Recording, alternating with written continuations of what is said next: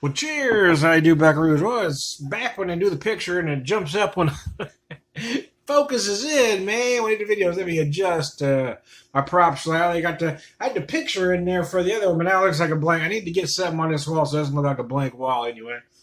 How do you do, buckaroo? So I just picked up this one.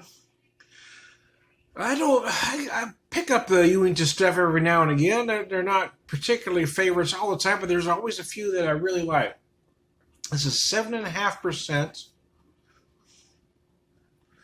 It's got the hop. It doesn't give you the exact IBUs, but I'm guessing it's probably about 60 where they got their little chart there. You can see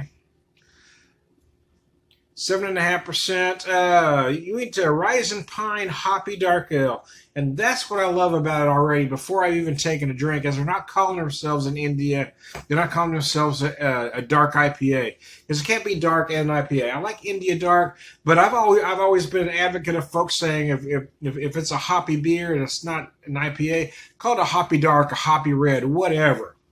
But don't call it a red IPA or a black IPA. I just don't like it, man.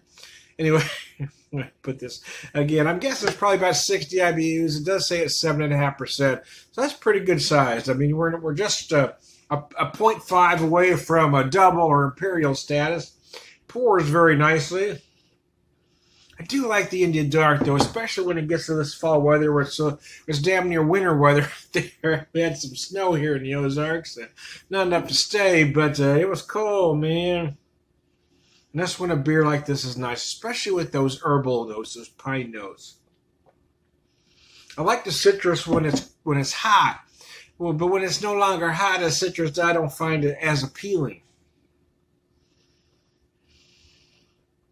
So you have these nice dark malt notes in this, right on the nose, that just pair very well with those pine notes and other herbals that you're getting from this.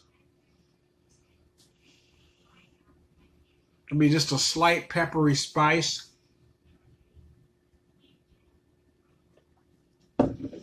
Oh, shit biscuits. That's yummy. Yeah, that's pretty good, man. Some of you eat the beers I like better than others, to be honest with you, but this was only $8 a six-pack, which is why I picked it up. Figured that's a bargain, man. Best before... I can't read that. Best before... damn, I can't read it. 4/24 of 20... 4/4 of... Damn, I cannot read that.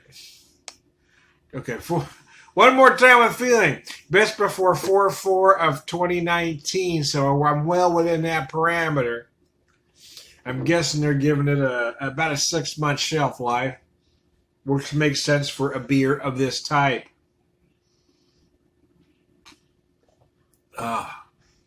Cheese biscuits, that's good. Yeah, I like that. I do like this beer, though. My favorite of the style, I have to say, is from a small brewery here in town. They do this double or / imperial IPA called Sleeping Bear. And that beer is just, oh my goodness. But every time I have this one's very good, though. There's nothing wrong with this beer. Nice, pleasant, dark malt notes. You are feeling a whole lot of herbals. That pine certainly works its way all the way through.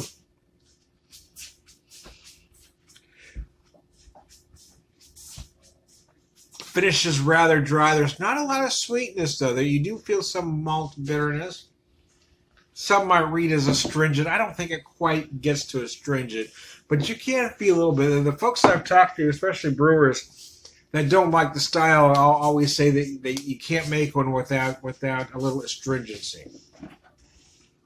And I can kind of see where they're coming from, but I don't find it going all the way there. You do get some almost like a slight bitter coffee notes, like a very dark roast coffee kind of thing going on. Oh, that's just gorgeous, though. So anyway, I don't want to run this long. Typically, I drink the whole beer in front of you.